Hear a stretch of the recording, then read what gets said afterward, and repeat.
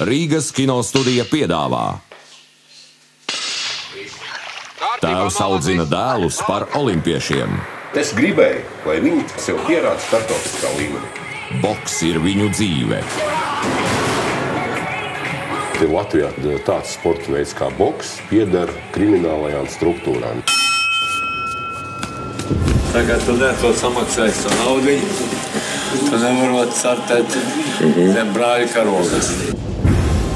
Rītinieks nepakļāvās šantažai, kas notika pēc tam, kad pie varas nāca Džurovļovs. Tas jautājums ir viens, vai ir jābrauc stiprākiem? Kas stājas pretī drosmīgajai ģimenei? Kāda ir uzvaras cena? Latviešu sporta un ģimenes kaislības Rīgas kinostudijas jaunajā filmā Padoties aizliegts.